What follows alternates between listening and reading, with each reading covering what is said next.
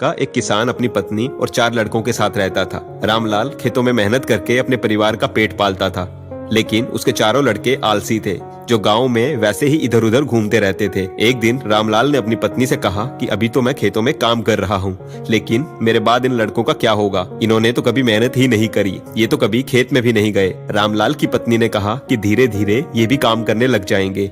समय बीतता गया और रामलाल के लड़के कोई काम नहीं करते थे। एक बार रामलाल बहुत बीमार पड़ गया। वह काफी दिनों तक बीमार ही रहा। उसने अपनी पत्नी को कहा कि वह चारों लड़कों को बुला कर लाए। उसकी पत्नी चारों लड़कों को बुलाकर लाई। रामलाल ने कहा, लगता है कि अब मैं ज्यादा दिनों तक जिंदा नहीं रहूंगा। रामलाल को चिंता थी कि उसके जाने के बाद उसके बेटों का क्या होगा, इसलिए उसने अपने बेटों से कहा कि मैंने अपने जीवन में जो कुछ भी कमाया है वह खजाना अपने खेतों के नीचे दबा रखा है। मेरे बाद उसमें से खजाना निकालकर आपस में बांट लेना।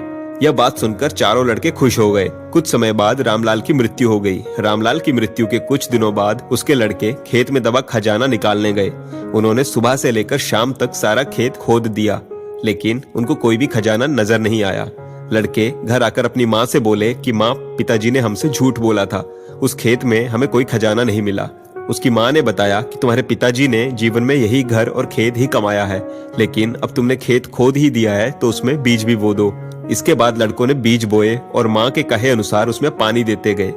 कुछ समय बाद फसल पककर तैयार हो गई, जिसको बेचकर लड़कों को अच्छा मुनाफा हुआ, जिसे लेकर वे अपनी माँ के पास पहुंचे। माँ ने कहा कि तुम्हारी मेहनत ही असली खजाना है, यही तुम्हारे पिताजी तुमको समझाना चाहते थे। इस कहानी से हमें यह शिक्षा मिलती है, हमें आलस्य को त्याग कर मेहनत करनी चाहिए। मेहनत ही इंसान की असली दौलत है।